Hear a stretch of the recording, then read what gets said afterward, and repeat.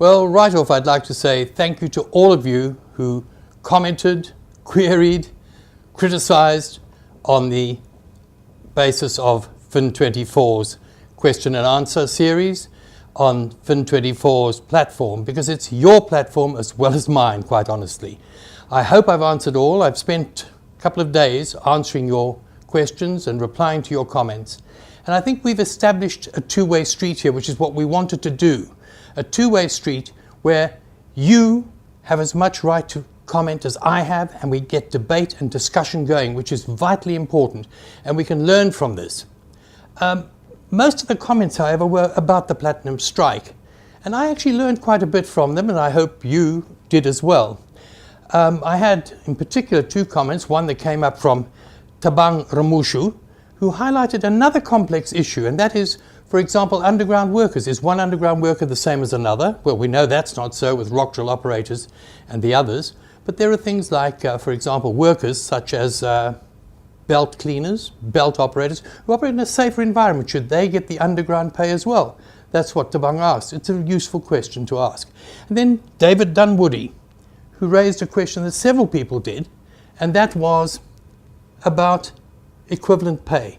He says, what about nurses and highly skilled teachers who at 12,500 would not even see anywhere near that as entry-level pay? However, over 4 or 5 years, which is what really the debate is about in the platinum sector, this may well be the case. Who knows, with inflation, etc.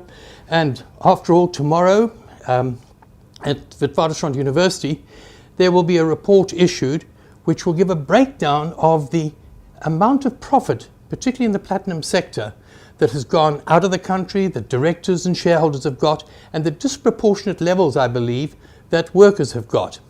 But anyhow, all of this is on our Q&A, and it's up to you to use that Q&A. I will answer, you can question, you can answer my questions, you can answer my comments as well. However, one aspect of my column last week, in the Inside Labour column on Fin24 and on Sundays in the City Press business section, mentioned the rebellious mood that is growing, particularly within COSATU trade unions. There's a concern about union leaders being hypocritical, about patronage, well, tickets of patronage onto the sort of parliamentary or political gravy train. And this last election was no exception. If you have a look at the number of COSATU leaders right around the country who have now entered national and provincial parliaments, it's quite extraordinary.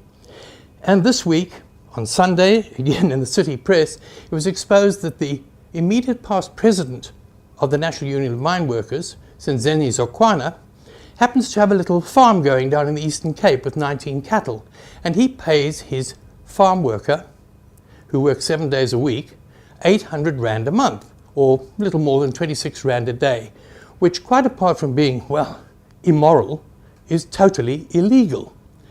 But, of course, Senzeni Zokwana is also a member of the Central Committee of the Communist Party.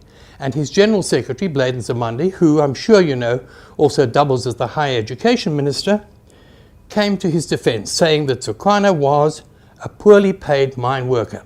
Well, he may once have been a poorly paid mine worker, but according to the COSATU people themselves, his last pay package as the president was in excess of 1 million Rand a year. Bladen Zamandi also said that it was probably better that the herder, the cattle herder for Zokwana, had some money rather than being unemployed and having none.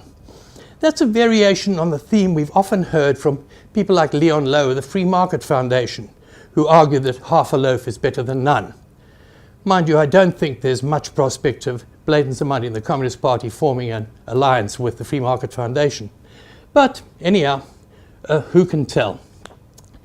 Then we have a situation of books claims.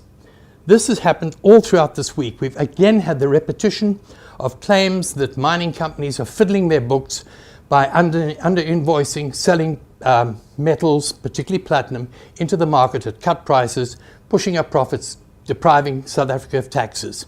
At the same time, we have the South African Municipal Workers Union asking for the books to be exposed because of their books of their union, this is, because of about 20 million Rand that they claim has gone missing. I can't understand this, these accusations and denials, when in fact the facts should be there. not only does our Constitution make that an obligation, but our Labour Relations Act, Section 16, makes it an obligation on all companies to open their books in circumstances like this. And I'm sure this must apply equally to union treasurers and union executives. So I'm going to look at that in the column which will appear tomorrow in Fin24 and in print on Sunday in the City Press.